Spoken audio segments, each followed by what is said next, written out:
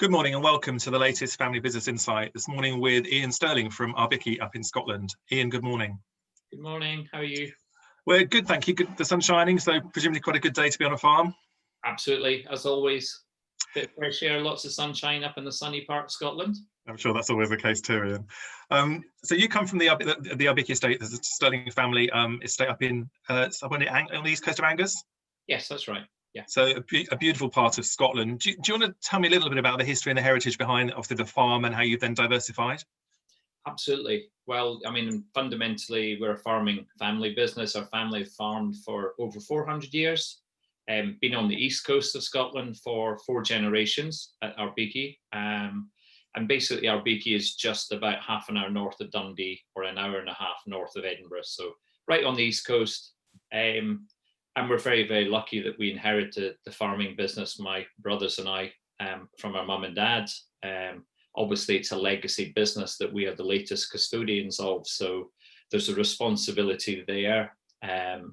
Mum and dad encouraged, I'm one of 5 brothers and a sister, and we live all over the world, we travel all over the world. They encouraged us to go out, discover the world, get the best education we can, and some of us came back and some of us didn't. There's a fairly substantive farming business there, but actually there's only so many people can do it. And we're very lucky now that we have accountancy, legal, marketing in the skill base in terms of the family pool that we pulled back towards the Arbikie distilling business. So it kind of emerged out of us having a marketing business, me working in the drinks industry for a long time. I worked with White Mackay, Jim Beam, Diageo, and ultimately our marketing business worked with William Grant. So it evolved to branding in terms of marketing for drinks industry, and then sourcing, and then ultimately the penny dropped and went, actually, we've got the water, the ingredients, we're growing all the crops, we've got a site on one of the farms, and the bit we were missing were the distillers and the actual kit itself. And I'd done an MBA at Heriot-Watt University, where the Institute of Distilling and Brewing was, so I knew where the distillers were. Yeah. And we then self-financed the business that we've now been in, and we're coming up for our 6th birthday. And it's been a fantastic success story, and your brand, I know your brand's incredibly strong. Thank you. It was one of those ones that we were looking at the brand, or John and Kirsty, our master distiller, who we recruited through Heriot-Watt, were building the distillery in one tract, and we were working on the brand in another. And my brother David called he lives in Connecticut, or was living in Manhattan at the time, and went, "You'll never believe this. Arbikie, the name of one of the farms, had a distillery in 1794. So instead of creating a brand, the brand was there, and like Bruichladdich or something else, once people know it's Arbikie, as we phonetically put it on the bottle, people then know the brand, and the rest is history. So it's a real place. It's it's in our DNA in terms of being farmers and a son of a farmer. And that's a great, it's kind of the line where we are with field to bottle in terms of our own provenance and the way we approach things in a sustainable custodian way in terms of farming and regenerative farming. Yeah, it's really interesting for me to listen to you, because already you've mentioned custodian, stewardship, looking after the next generation, provenance, heritage, history, all of those fantastic values that I think sum up a lot of what family business is all about today. But you've done it in a way that's embodied in your brand and your product. It's not about those values per se, it's how they've all come together into the business, and it's kind of the purpose of who you are and what you do, isn't it? Yeah, we were lucky. I mean, mum and dad brought us up very well, so we had very, very strong values from them. And I think reflecting back, and I was talking about yesterday, meeting some of the guys online who used to work with us when we worked on the farm as kids, and these people are whoever, and you get to work with a variety of people, and that's a great learning for you, because you learn what right and wrong is. You learn the value of hard work when your dad knocks on your door, opens your door at 4 o'clock in the morning and goes, "Time to go and milk some cows, son." And I never knew that lesson, but its values was, he wouldn't make me get up.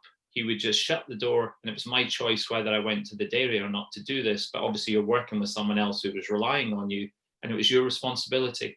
A lesson learned that I didn't really realize at that age, but we're very lucky to have good parents that way.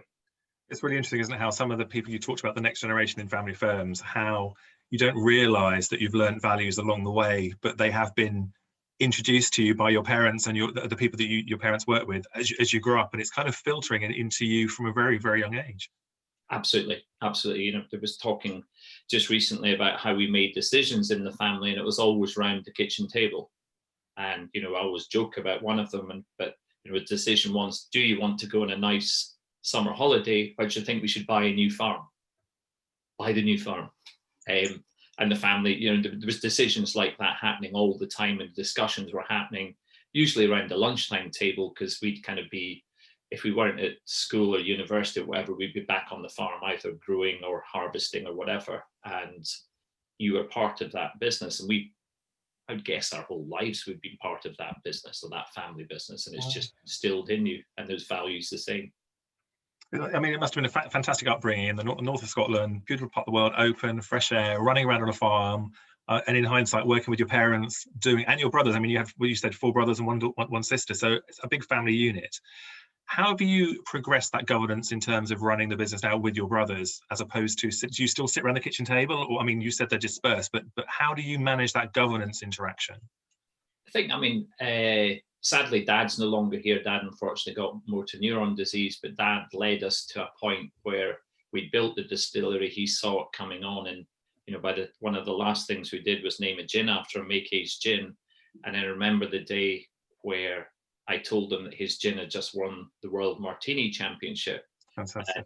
And fundamentally, and I'll joke about it when, you know, interesting customers of ours come, and you know, John and I will be there as the bosses. David lives in America and Sandy lives in Dubai, so obviously they can't be on site. But you know, I'll joke about that. Do you want to meet the real boss?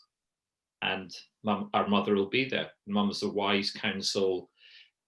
There's no structure, but fundamentally it happens where she's a strong leader, and we'll always take cognizance. You know, she's 80 years old, but fundamentally it's amazing what she spots and what you learn of her.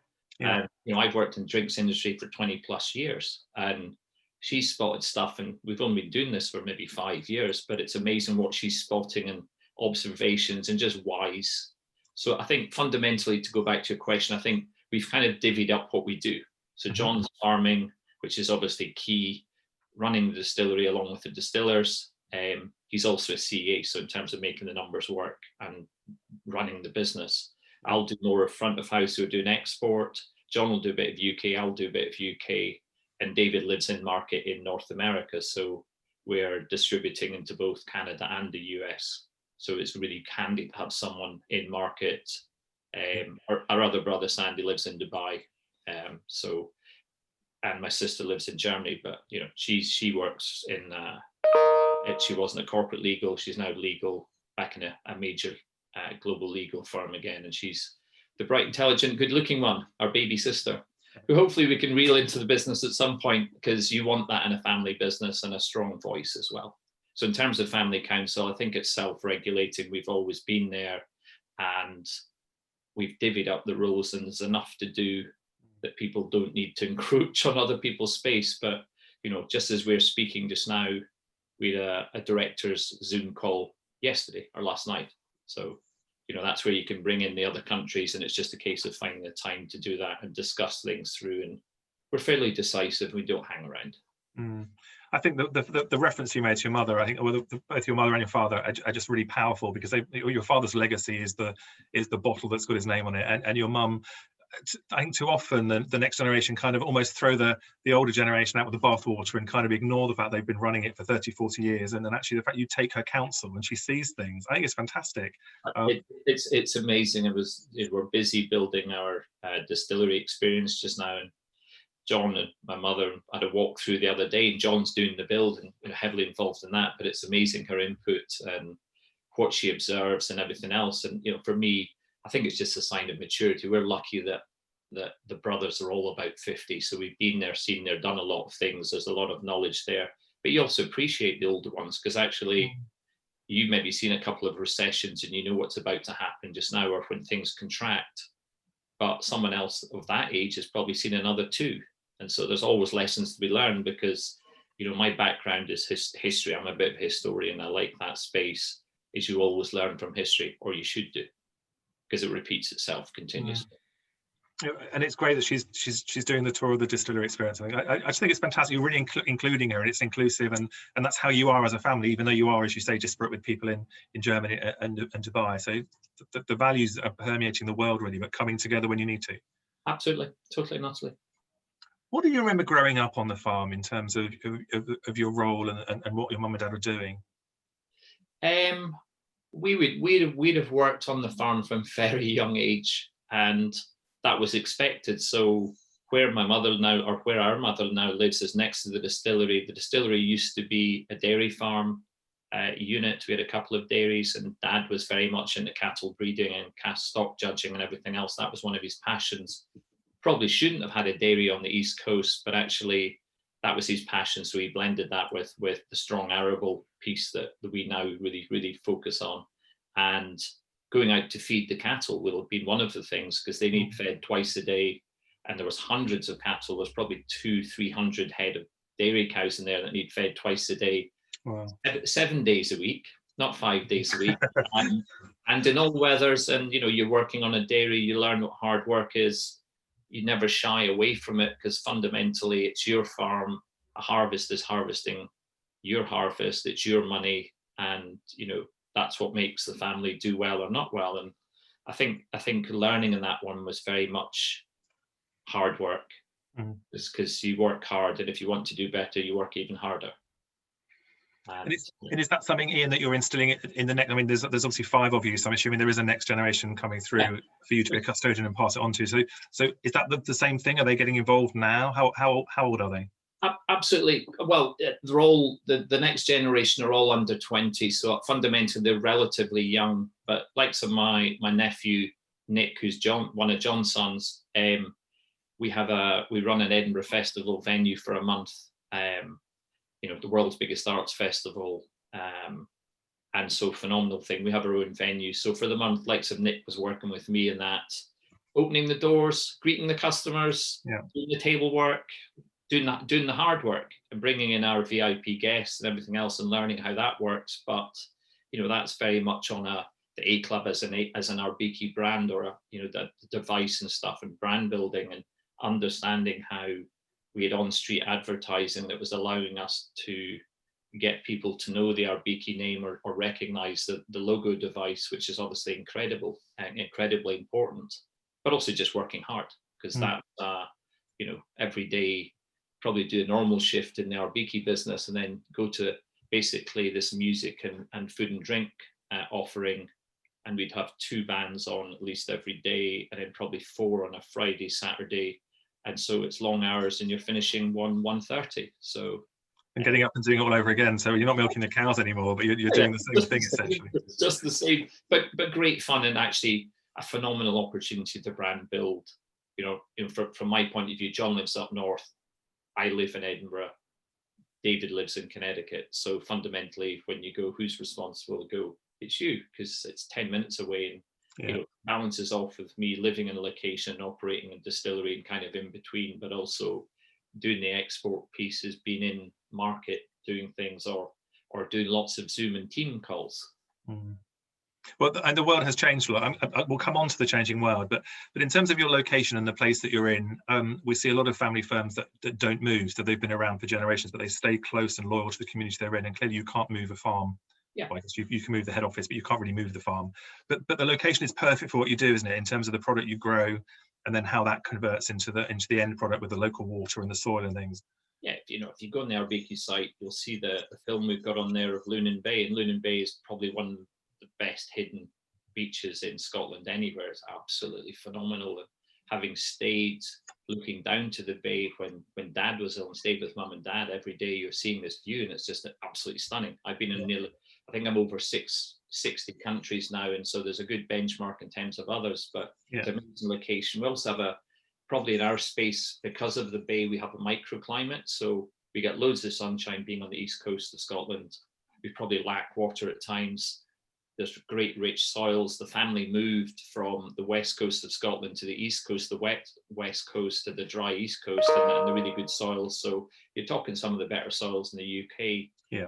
But it also allows us to grow the crops we want. So whether it's new crops like rye, or going back because Scotland used to grow rye 200 years ago. We've, you know, kind of used that to make the rye whiskey, or with the peas or anything else, you know, looking at regenerative agriculture. So going back to custodianship, because actually we are just here for a period of time.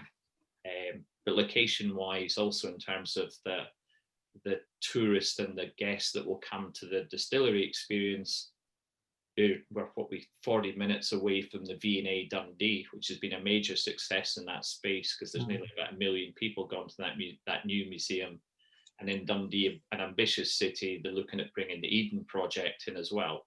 So we're kind of in that sustainable farming piece, and then suddenly, hopefully, fingers crossed, we get the sustainable bubble of the Eden there. And in terms of people coming and learning about farming and learning about field to bottle and learning about us, how we grow lemongrass and chilies and all the weird and wonderful things that we're now growing, because, you know, you've got plant scientists like our master distiller Kirsty and others, and also we can fundamentally grow anything we want.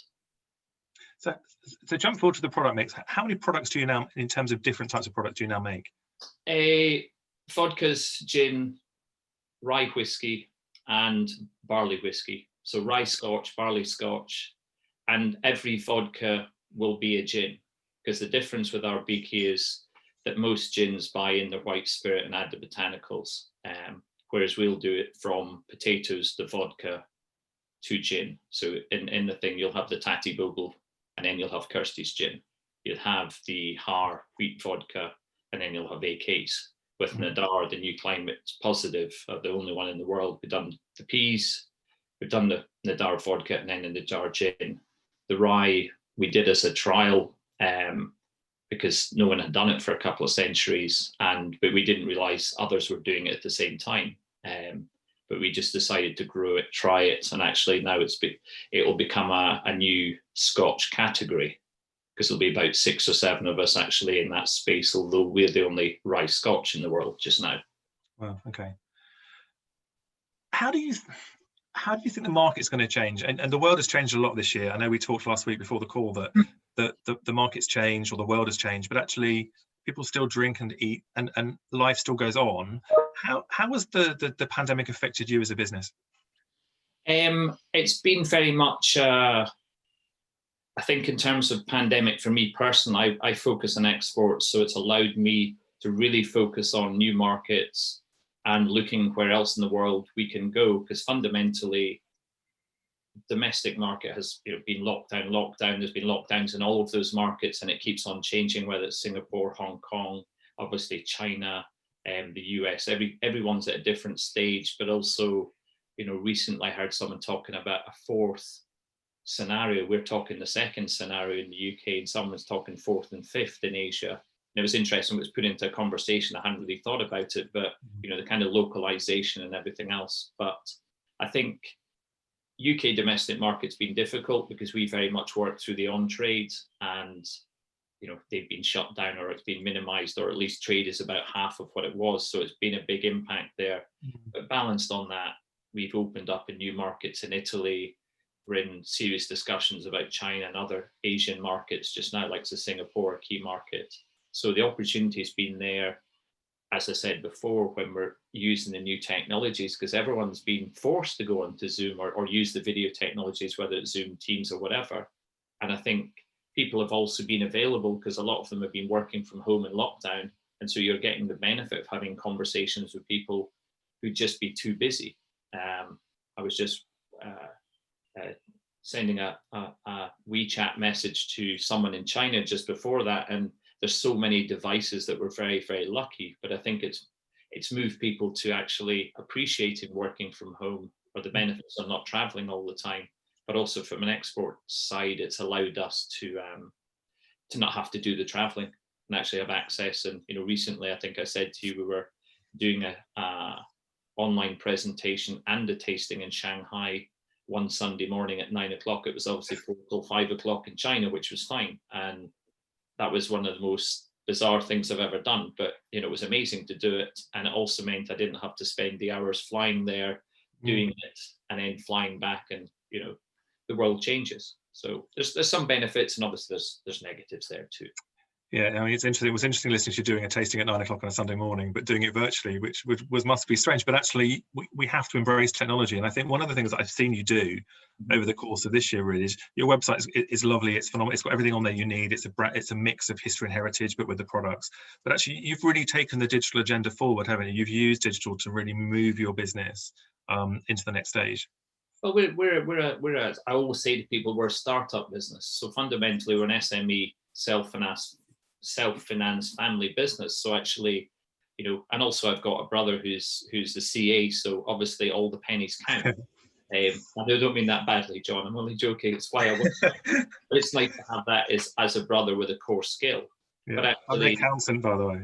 Yeah. Oh, there you go. No, nothing wrong with that. I will joke about it, but actually, it's such a strength to have. It's really important, isn't it? It balances off the different characters of the brothers, but also in terms of, sorry, go back to the question.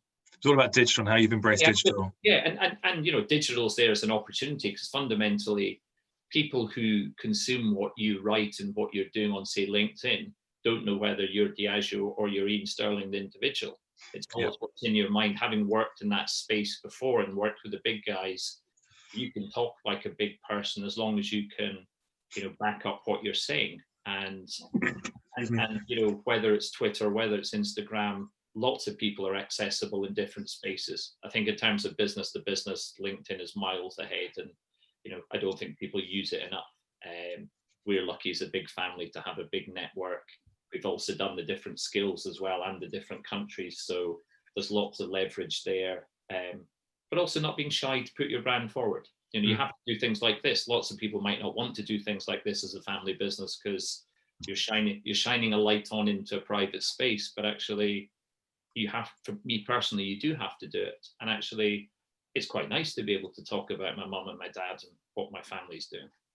I think you're actually creating a legacy, and they've created a legacy with you, but actually you're creating the next journey or the next chapter in the book. And I think that the narrative, unless you do share it and talk about it, one of the core assets that any family business has is that narrative. And if you don't, it gets lost. So I think just embracing it and the way you've built it into your story and your brand, I think is really powerful.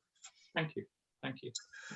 How do you balance the family business part of your life and take the business and put it aside? So when you go home at night, I mean, I think I know the answer to this because you exude family business 24 hours a day, but how do you switch off and how do you make sure that it doesn't dominate your whole being? That's incredibly difficult, I think, particularly when you're starting, because obviously we've been on this journey, and I was saying that before the lockdown, I think, let us catch up with ourselves to a point. Yeah. Because actually we'd probably done 2 years before we opened. So we kind of built the distillery in about a year. We're doing the brand. You kind of come up with the idea, concept, financing, build, brand build, launch, and then just motor ahead. And, that's been probably a good 7 or 8 years. And that's difficult. I think we were talking about it recently, and I think once we have our distribution network set up around the world, and we probably got about another key 5 to 6, and I'll talk about cocktail cities a lot of the time because it's not really countries. You want to be where the luxury space is, and it's only cities rather than countries, because a lot of it, we're too expensive for some of it. We choose to be in the expensive space because actually what we're distilling and what we're growing to distill is an expensive way to do it. And creating a gin from scratch, most of the industry doesn't do it because it's too complex and it's too hard. Whereas we'll go the long-term route because actually we're building a legacy business, and it allows us, again, in terms of social media or anything else, just to go, we'll be open about what we're doing. When people come to the distillery, they get to see what we do. There's no, don't look at that or don't go over there. It's actually, well, I'm a farmer's son. It's nice and open. This is what we do. It's that simplicity, but also just transparency, trustworthiness. It's values. It's going back to what you were talking about before in terms of values of, we are straightforward people. When we're looking at distributors or partners in that space, I will say to one of the things I was writing the first email is this is a legacy business. And we want someone to work with for decades and centuries because we're making whiskey and this is a long-term thing. So we're not here to do a deal, because actually you can do a deal and make some profit, but you want to be working with, like the family, the Ferro business we work with in Italy, family business, very similar values, and they just get what we do. Yeah. And, it just makes it easier, doesn't it? Absolutely, because they're on the same page, and they've been doing this family thing for ages. And family business are complex, and it was interesting working with the William Grant's family, because they're on the fourth or fifth generation. A great role model for us, because I often refer back to it with the family in terms of how they've managed to go through generations. Maybe we wouldn't want to be as big a business as them, but phenomenally successful, and brought new brands, and to have a traditional Glenfiddich Balvenie whiskey business, but also to have Sailor Jerry and the other kind of brands they've got. It's amazing. Yeah. So what do you see? I mean, we did talk a bit earlier as well in terms of the pandemic has given opportunity, and you talked about some of the opportunities already. It's also given a lot of people time to pause and reflect, and maybe focus on the business a little bit more than they may have done in the past when it's firefighting day to day. What do you see coming out of the journey you've been on this year? What do you think are the strengths of family firms, and how do you build on being, I was going to say British, but how do you build on being a Scottish family business, the Scottish brand? How do you use that in terms of who you are and what you do? I think we're lucky we're in the whiskey business, because fundamentally the whiskey business is a collaborative global business. We're very lucky. It's a bit like golf. You don't have to explain golf comes from Scotland. When you go to a bar or anywhere in the world, there's bottles of whiskey there, and there's Scotch there particularly. So we're lucky that in terms of that brand, and I think that brand has strength around the world. It's also a small community. It's also lots of very strong family businesses in Scotland. It's funny when you go to food and drink conferences and people are like, how do you know all these people? Well, I'm lucky because I'm in the drinks industry, and also we're farmers. So actually a lot of the people there are farmers and in the food or the drinks industry, because they've extended, their production from just raw materials to actually end products. So, it can be Walkers, it can be Baxter's, it can be Simon Howie, it can be, Never Ending. The tailors doing the stuff with Mackey's, or there's so many names, it's incredible. And we will probably know most of those through the farming business, because that's an incredibly small community, but also it's a long-term business. And I think I was having the same conversation with James McSween about Canada, and it's like, well, you're in the market, so are we. What can we do together? And you're kind of building that, I think I was speaking to the guys at Mackey's as well, and you're going, how can we collaborate in a market? Because actually we're often talking to the same people. We've got a different offering, and that's where I think family businesses are different, and I think also very focused, because it's your own money often, and very long term. And we're making decisions for 10, 50 years time. Because fundamentally we won't be here when the whiskey industry, the whiskey part of our business really starts to accelerate, because that will be in second generation heading to third generation. They're just very lucky with what we've done. And I think that's the benefit of family businesses, the same as us being thankful what mum and dad did, or our grandparents or whoever else, because you're kind of building blocks that way.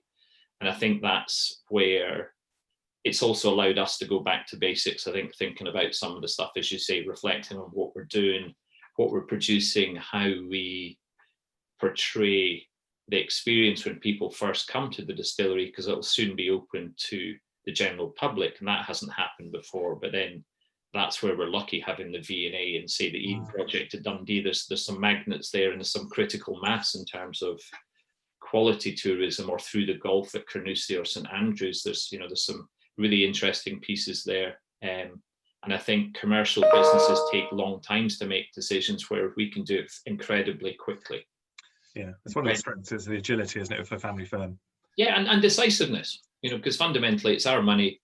We make a decision, we either prosper from it or we pay the penalty for making a mistake. But if you don't try things like rye, we tried it, and I remember talking about the MPD process for that one. And I seem to remember it was a phone call, car-to-car call, John going, I've managed to get my hands on some rye seed. Oh, really? Where'd you get that from? No. And then it was like, what, we're going to distill some rye whiskey.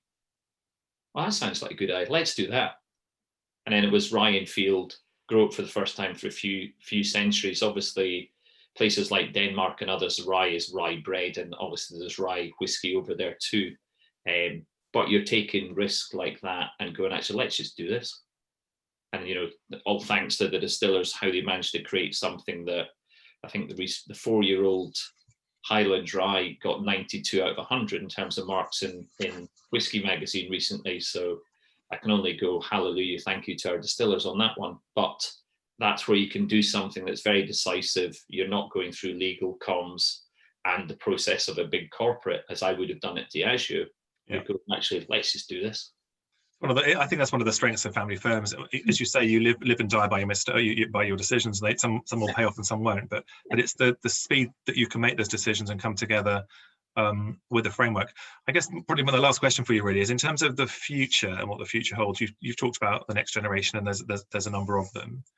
Are you already at this stage? You're all still quite young as brothers, but do you have a succession plan in place? Do you plan for the future already? What steps are you taking to? So I guess kind of future-proof the family part of the family business?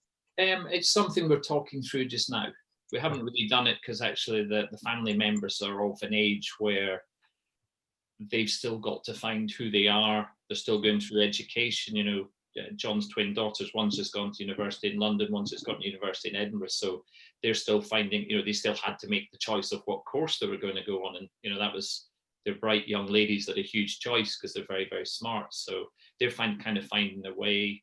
I think we're talking about it. I think in our own heads, we know what's there, but actually we do need to fundamentally sit down and go, actually, how does this all work? And I think that's something that both the lockdown in terms of reflecting on what's there and not, but also building in the relationships and collaborations that we have with the distributors around the world, with the people like James Hutton or Arbikie, the universities, the learning. There's a whole load of partnerships and relationships that need to be there for the business to keep it moving on, and also just keep learning, because I think, you know, we've done a lot in a short period of time, mainly because going back to that hard-working ethos of, you know, more hard work and more hard work. But we enjoy it, but fundamentally it's fun. And it's maybe, you know, maybe that hasn't come across in the conversation. We love what we do. It's in your blood. You can see it, the farming, the history, the heritage, it is in your blood. And actually, it's amazing how many people I've spoken to in the last 3 or 4 months from a family business that have said, you know, it's been really tough and we've had some tough days and some ups and downs, and it's not plain sailing, but actually it is still fun. And it's the fun that keeps you getting up every morning, isn't it? It's the desire. And it's been an absolute pleasure. I could talk to you all day because I think your stories are fantastic, but actually your business and your brand and the story resonates exactly with our community in terms of what we do as a business and trying to bring that and celebrate the contribution that people like you make on a daily basis. So your time is valuable. I appreciate that. And your time today was fantastic. So thank you for sharing your story. And I look forward to seeing the distillery being open. Yeah, it's something we're really, really looking forward to. Obviously just now is a difficult time in terms of that, but actually, again, it's allowed us to prepare things and actually make sure that experience and people come and are wowed by what it is, but also the education piece is really, really important. So as a family business, that's really important that people understand what that's all about. Well, I wish you all the best for the opening and the development of the brand, and I look forward to coming to visit soon. So thank you for your time today. Pleasure. That's all. Thank you very much.